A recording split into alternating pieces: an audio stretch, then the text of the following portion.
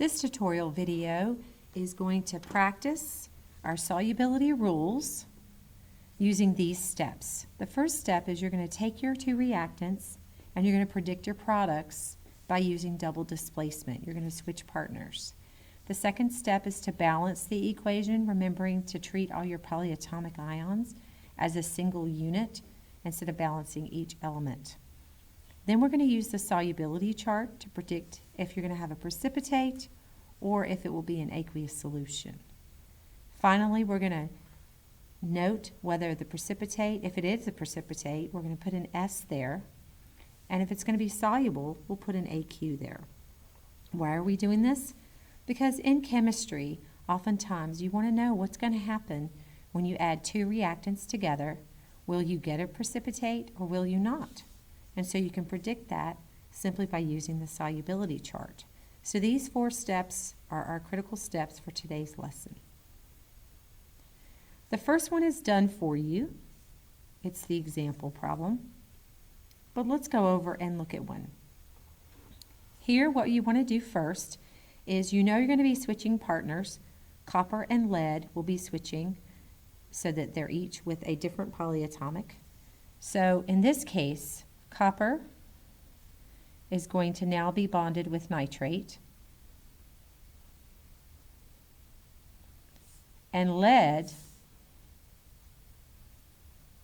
will be bonded with sulfate.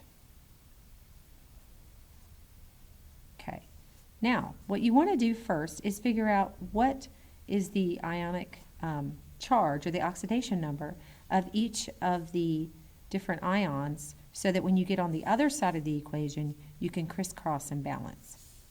So copper is a transitional metal, so it's going to have different oxidation numbers. So what you do is you look at where it is in this compound.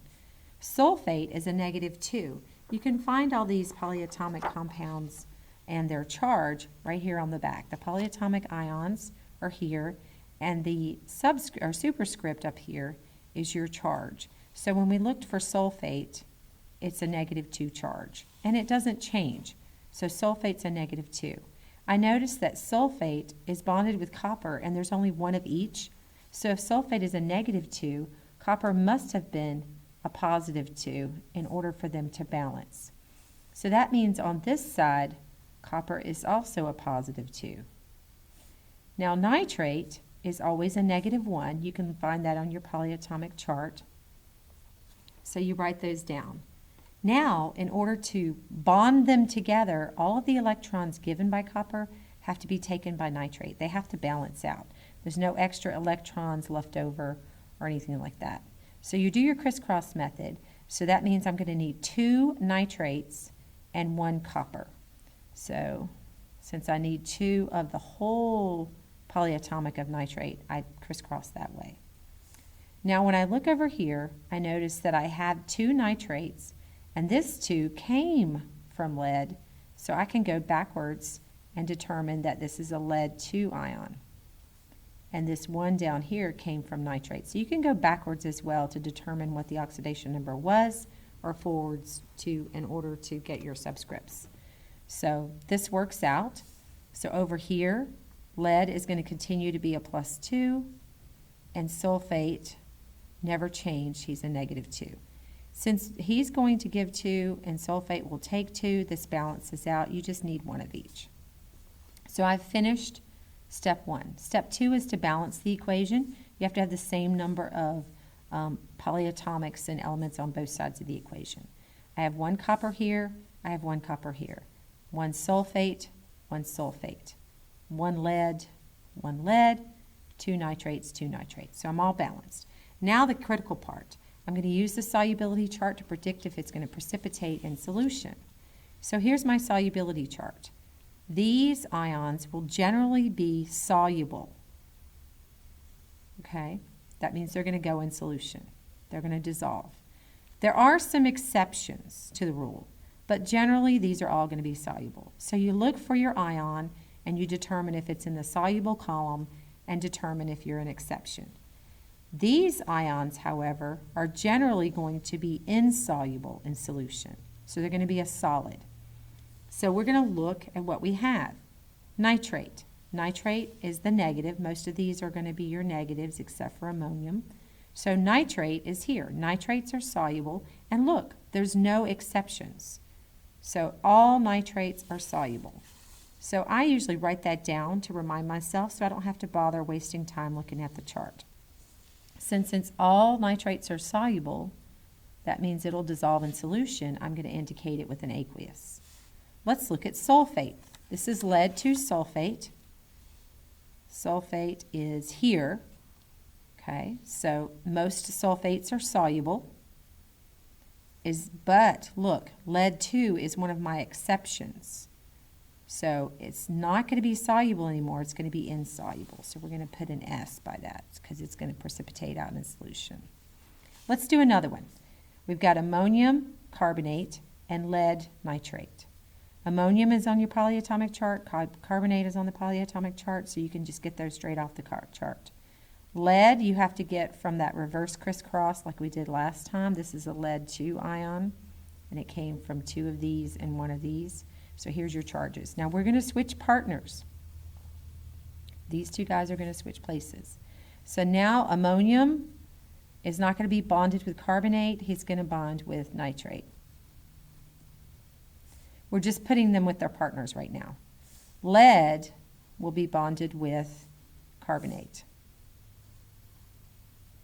Okay?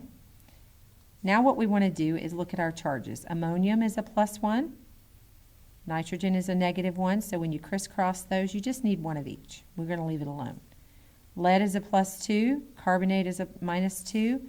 We just need 1 of each of these. But we need to balance.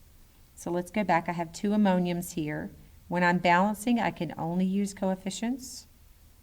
So I'm going to have 2 ammoniums, which means I'll also have 2 nitrates because this 2 coefficient corresponds to everything. So I have ammoniums and nitrates. There happens to be 2 on the left, so that makes it nice. There's 1 lead, 1 carbonate on the left, 1 lead, 1 carbonate on the right. I'm finished with the balancing. Now we just learned that all nitrates are soluble, so I don't need to look at my chart anymore. I can just put aqueous. But we do need to look at our carbonate, and we're bonded with lead 2. So carbonates are generally insoluble, so that means it's going to be a solid in solution. And there's no exception here that applies to us. There's no lead over here, so that means this is soluble. We're not always going to have 1 soluble and 1 insoluble. That's not how it always works. It just happened to be that way in these cases. Let's look at the next one. We have potassium. Now potassium is one of our alkali metals. This whole first column are alkali metals with the exception of hydrogen. Hydrogen's just there because of his behavior. He behaves like these others. So potassium is one of these alkali metals, and he has a +1 charge. He's going to give away an electron to be like the noble gas configuration. Hydroxide, I got off of the chart, the polyatomic chart. Sodium is also in the first column of alkali metals, and chromate is off the chart, the polyatomic chart. So now we're going to switch partners. Sodium and potassium are going to switch places. Potassium is now going to be bonded with chromate, and sodium is now going to be bonded with hydroxide. So now let's go look. Potassium has 1. Chromate has 2. When I crisscross the 2 and the 1, I now have to say that I need 2 of these. So this is how I get my subscript. Okay? Sodium is 1, and hydroxide is 1. So when I crisscross 1 and 1, I just need 1 of each. Now let's go back and balance. I have 2 potassiums and 1, so I need to change this side. Remember, when you balance, you can balance either side of the equation. Okay, so 2 potassiums, which also means I need 2 hydroxides. Well, I can't just put a subscript on, so I have to put a 2 in front of sodium and hydroxide. So then my 2 balances, my 2 sodiums, and everything balances now, 1 chromate. Now let's look at our chart.